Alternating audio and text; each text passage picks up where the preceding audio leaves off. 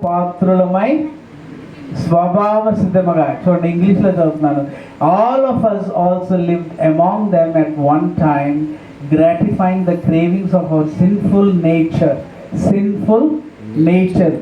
ఏ స్వభావం ఉంది నాలో? పాప స్వభావము ఉంది. అంటే నేను ఏ స్థితిలో ఉన్నాను ఇప్పుడు? ఒరిగిన స్థితిలో ఉన్నాను. నేను నిదానంగా లేను ఇప్పుడు. నేను ఇప్పుడు క్రీస్తులోనికి రాకముందు ఇలాగున్నాను.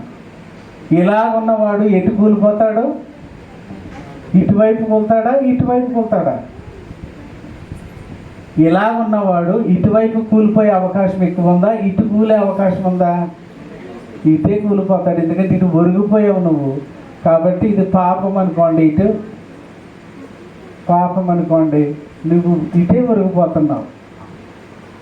మంచి చెడ్డలను ఎరిగే స్థితిలోకి ఆదాము వెళ్ళాడా లేదా?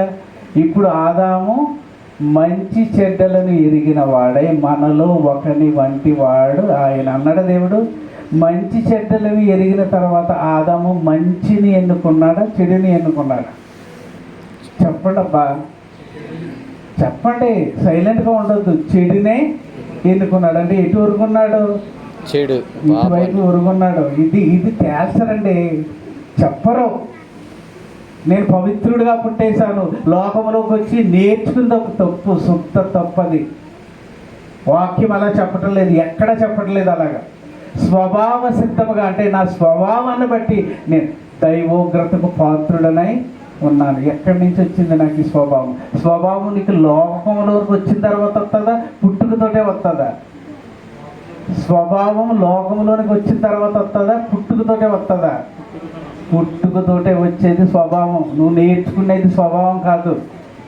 పాముకి కాటు వేయాలన్నది స్వభావమా కాదా?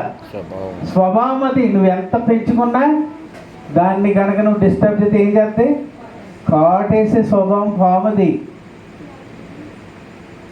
అందుకే ఇక్కడ ఎంత బాగా రాశాడు. ఇది చదువుతున్నప్పుడు నాకు దేవుడు తెలిసాడు, కళ్ళు తెలిసాడు. చూడండి, కడమ వారి వలనే స్వభావ సిద్ధముగా మనము దైవోగ్రతకు, నా స్వభావాన్ని బట్టి నేను ఉగ్రతను కొని తెచ్చుకున్నాను. ఎందుకంటే నా నుండి ఏ మంచి జరగలేదు. ఒప్పుకుంటారా, ఒప్పుకోలేదా? ఒప్పుకుంటా. తల వంచాల్సిందే ఇక్కడ. అదే చెప్తుంది. ఒకవేళ నేను పర్ఫెక్ట్గా ఉన్నాను, తప్పులే చేయలేదు అన్నవా, నువ్వు అబద్ధం ఆడుతున్నావని వాక్యమే చెప్తుంది. నాలో పాపం లేదని ఎవరు కూడా చెప్ప జాలరు. ఒకవేళ అలా కనుక నువ్వు చెప్పావా,